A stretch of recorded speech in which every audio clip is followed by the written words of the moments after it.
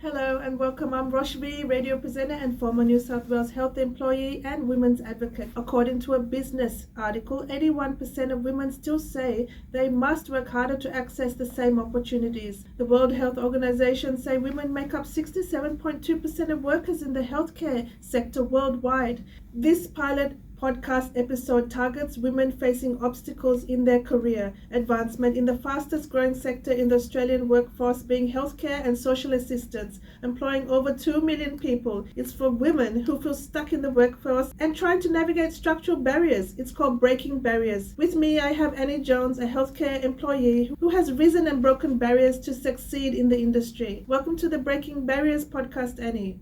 Thank you for having me, Rosh. Annie, where do you work now and what do you do? I'm a nurse unit manager at one of the local hospitals. It's an extremely rewarding role. I get to be a part of patients' recovery. I work 40 hours over 4 days, and the hospital I work in is also a training hospital, so I'm involved in training staff and teams to go to national conferences. That's amazing. Is that what you always wanted to do? Yes, since I was in year 10. I love the healthcare industry and the rewarding roles that it has. To get to where you are today, were there any obstacles that you had to overcome? Yes, definitely. When I was a junior nurse, I had a heavy workload. I was studying 3 nights a week and I was working 20 hours a week in the hospital, even on weekends.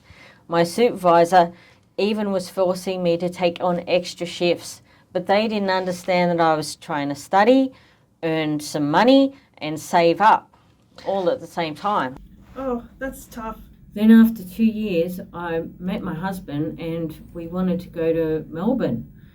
Unfortunately, they didn't accept my leave entitlements in Melbourne, transferring from New South Wales.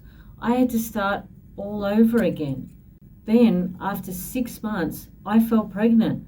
What made it worse is I had another bad supervisor, which made me stand for long hours during the day and then made me do tedious tasks, even up until me giving birth.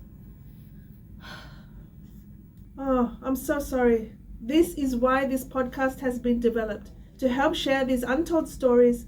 Please continue. Because I had no maternity leave, I was told I had to go back after 3 months of giving birth. And because my son was so young, I couldn't just put him in daycare. I had to hire a nanny.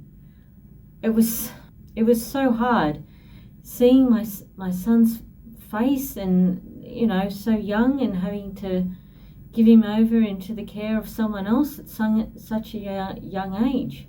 That's terrible. Please share what that meant for you day in, day out as a new mum in healthcare. I worked 24/7. I had a pager. I was crying on my lunch break.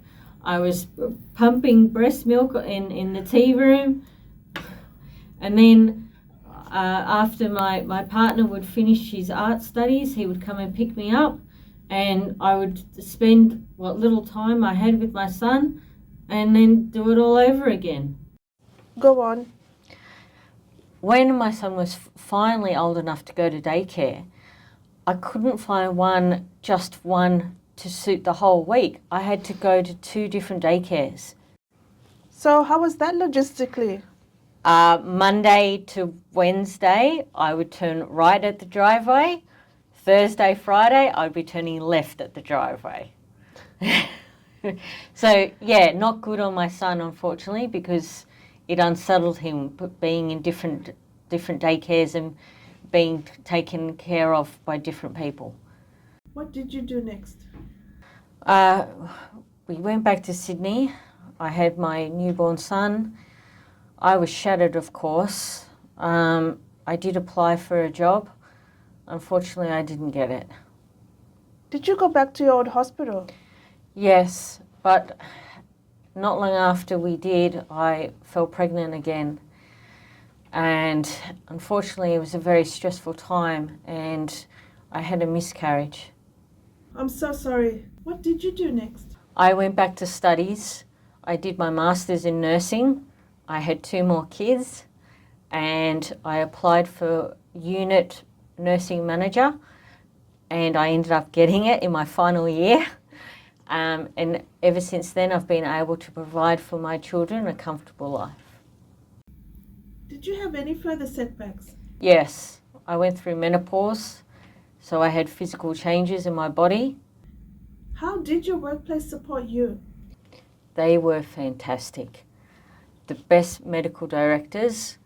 They were able to help me through it and understand.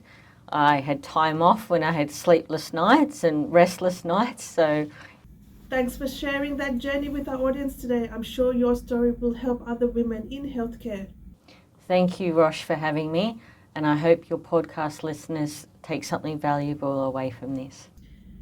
You just heard Annie's story. If you are having any workplace concerns or difficulties in healthcare, please contact the HSU Health Services Union today.